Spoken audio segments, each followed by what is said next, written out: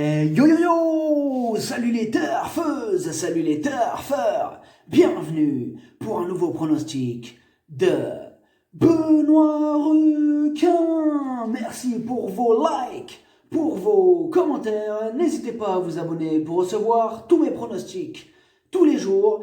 Et pour accéder à tous mes tickets pour la course du Quintet, vous avez maintenant deux moyens: par mon site internet benoîtrequin.fr ou par le bouton rejoindre. Ok, place au pronostic du Quintet du samedi 30 janvier. Direction Paris-Vincennes pour le prix de Châlons en Champagne. Trot attelé, 2700 mètres, 16 partants. Réunion 1, course 3. Indice de confiance, 3 sur 5. On est plutôt confiant pour ce Quintet, bon, même si j'ai repéré quelques possibles troubles faits, mais on va voir ça ensemble.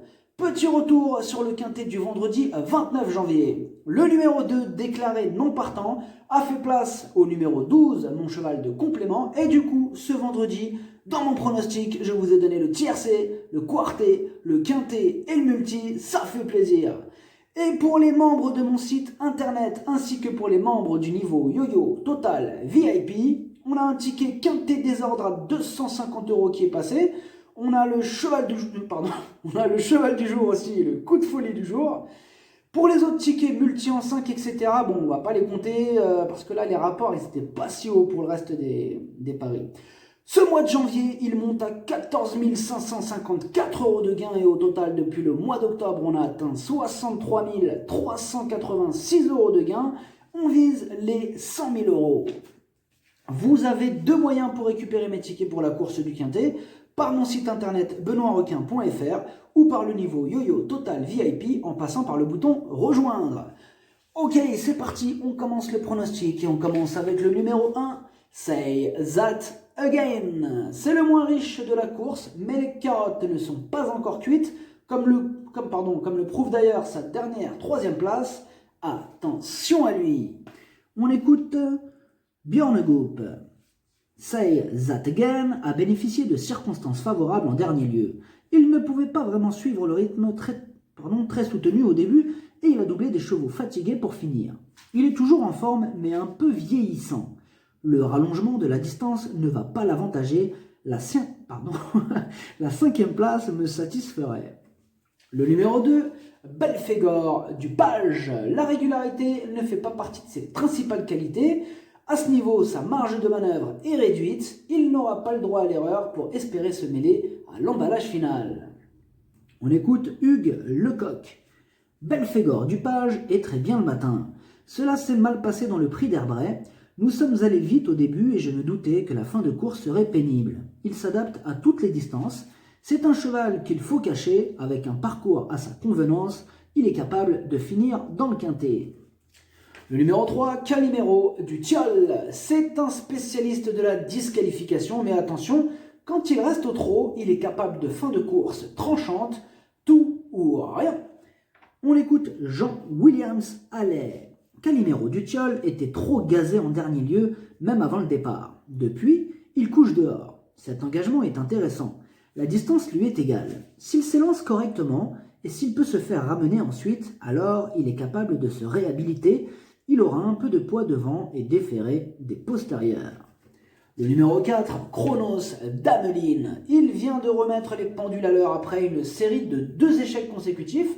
L'opposition était similaire. Il va tenter de continuer sur sa bonne lancée. On écoute Stéphane Michel. Chronos d'Ameline a conservé une méritante et courageuse 4e place en dernier lieu. Parti très vite, il a fait du train tout en se montrant allant. L'allongement de la distance ne va pas le déranger. L'opposition est quasi la même et je signe pour un classement identique. L'idéal serait qu'un lièvre l'emmène. Le numéro 5, Cristal du Perche. Ses 12 dernières courses, aucune fois à l'arrivée. Son entraîneur tente le coup en le confiant à Franck Nivard, casseur de tickets repérés. On écoute Benjamin Gotz. Cristal du Perche est très bien à l'entraînement. Il ne faut pas tenir compte de sa dernière sortie où il se retrouvait la roue bloquée avec le garde-boue précédemment. Il n'a pas été heureux non plus. C'est un bel engagement sans les jeunes. Il est capable de se réhabiliter. Je lui associe Franck Nivard. Le numéro 6, Buy and Buy. Lui aussi ne brille pas par sa régularité. Mais attention, C'est une course visée. Il va tout donner pour obtenir le meilleur classement. Mieux vaut ne pas le sous-estimer. On écoute Charlet Mottier. By and By n'a pu courir il y a 10 jours après un accrochage. Il a été échappé. Il ne semble pas avoir gardé de séquelles. Il est en belle condition physique. Il avait 2 très beaux engagements à sa disposition en janvier.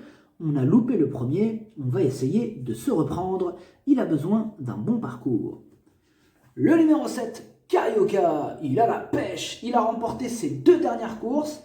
Il n'a plus à faire ses preuves à ce niveau. Il s'annonce redoutable. On écoute Pierre Lévesque.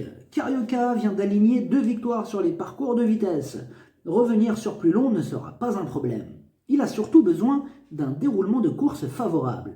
Il a connu plusieurs interruptions de carrière et le poids des années n'a pas la même influence sur lui. L'engagement est bon, il est capable de confirmer. Le numéro 8, Chilkoot, Try. Ses 11 dernières courses, rien, zéro, walou, nada, difficile de lui accorder notre confiance dans ces conditions.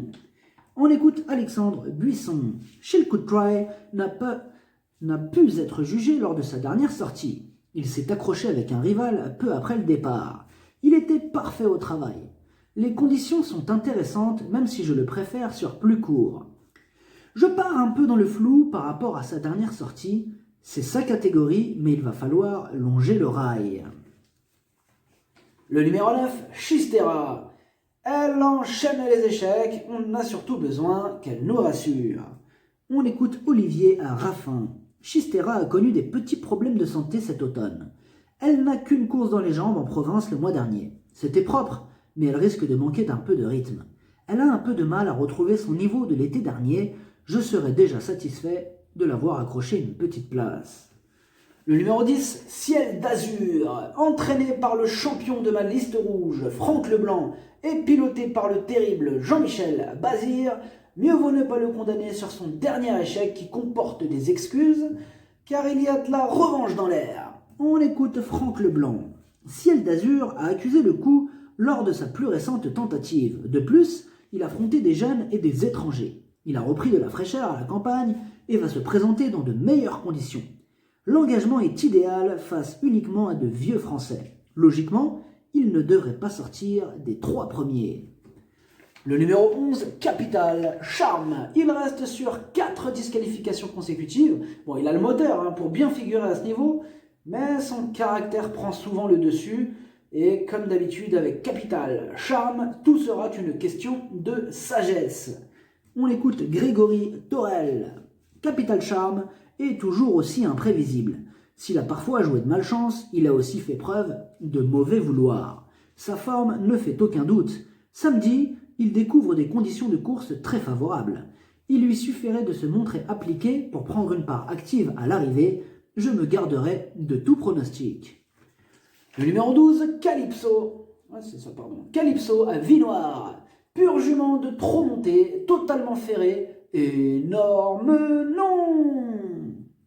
On écoute quand même Gilles Currents. Calypso Vinoir a connu de nouveaux problèmes de jambes cet été et a dû être arrêtée. Elle revient bien à l'entraînement, mais elle va avoir besoin de cette course de rentrée pour retrouver un bon niveau. J'espère qu'elle sera prête pour son objectif sous la selle le 13 février. Samedi, vous pouvez l'écarter. Le numéro 13, Concerto des Dunes. Il vient de remettre les pendules à l'heure après une longue série d'échecs. Bon, malheureusement, c'était au niveau réclamé. À ce niveau, on demande à voir. Il intéressera les amateurs de champ réduit. On écoute Emmanuel Varin. Concerto des Dunes reste sur une sortie très encourageante. Non seulement il avait le handicap de rendre la distance, mais il a tout de même trotté les 2875 mètres grande piste sur le pied de 1,13,8. Dans ce quintet, il est capable de réaliser une réduction kilométrique identique, ce qui peut lui permettre de briguer une place. Le numéro 14, Bel Air. Il enchaîne les échecs et aurait préféré une distance plus courte. Sa tâche s'annonce délicate.